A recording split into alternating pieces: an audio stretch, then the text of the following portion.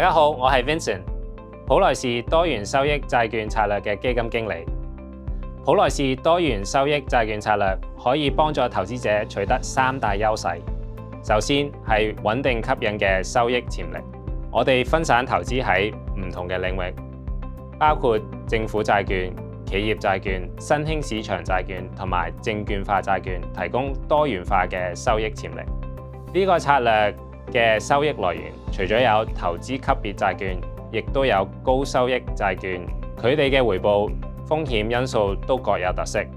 透過配搭呢啲唔同嘅收益來源，我哋致力為投資者提供持續而且穩定嘅收益，同時降低投資組合嘅波動性。穩定嘅潛在收益可以有效對沖通脹，而且對市場受到壓力嘅時候，為投資者提供緩衝。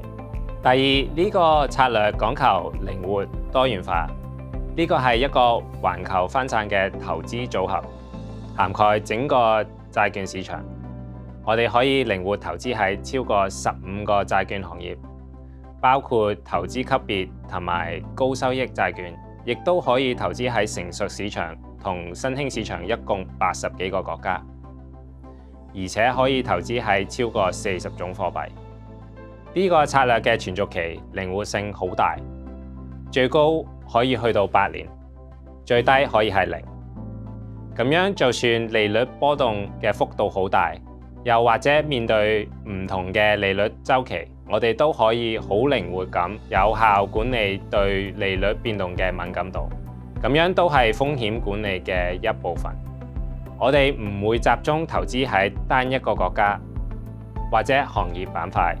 咁樣做係為咗避免過度投資喺任何一個領域，又或者利率週期。普萊士喺全球債券市場擁有雄厚嘅投資實力，覆蓋範圍廣泛而且深入研究。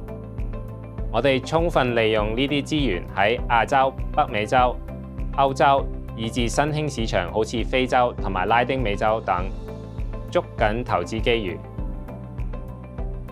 呢個係一個一站式方案，投資者只要透過一個策略，就可以網羅環球債券市場入邊各種嘅投資機會，而唔需要自己擔心點樣管理行業分配同埋利率波動。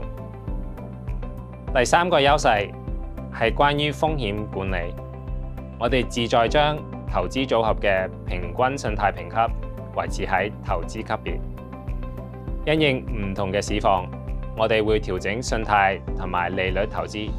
同時，亦都會管理對沖同埋流動性，務求喺唔同嘅市場週期，妥善管理投資組合嘅波幅。最終目的就係幫助投資者可以更平穩咁度過市場波動，同埋提供收益同埋回報潛力。T. Rowe Price